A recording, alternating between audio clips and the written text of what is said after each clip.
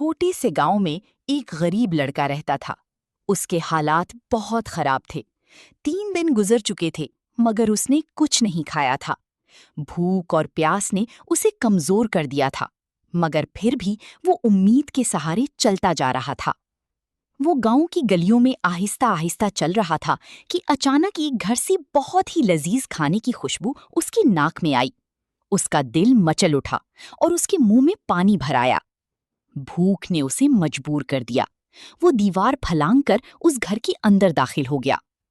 اندر جا کر اس نے دیکھا کہ طرح طرح کے مزیدار کھانے رکھے ہوئے ہیں۔ اس کی آنکھوں میں چمک آ گئی۔ وہ آہستہ آہستہ آگے بڑھا اور کھانے کی طرف ہاتھ بڑھایا، لیکن جیسے ہی اس کا ہاتھ کھانے کو چھونے لگا، اس کے دل میں اچانک اللہ کا خوف پیدا ہوا۔ وہ رک گیا۔ اس کی آنکھوں میں آنسو آ گئے۔ وہ دھیرے سے بولا، یا اللہ، میں بھوکا ہوں مگر یہ میرا حق نہیں ہے، مجھے معاف فرما دے۔ اس نے فوراً ہاتھ پیچھے کھینچ لیا اور کھانا چھوڑ کر وہاں سے باہر نکل گیا۔ جب وہ باہر آیا تو اس کا دل بوجھل تھا مگر ضمیر مطمئن تھا۔ راستے میں اسے ایک بزرگ مولوی صاحب ملے جو اسے پہچانتے تھے۔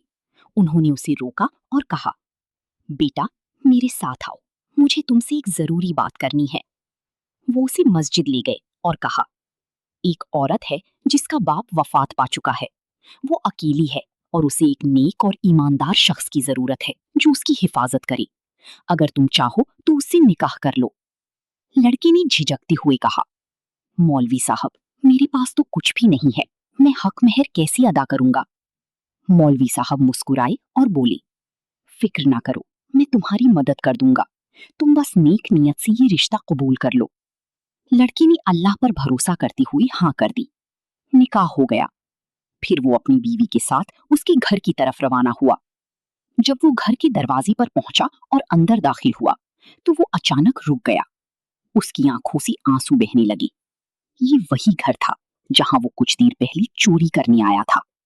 وہ زار و قطار رونے لگا۔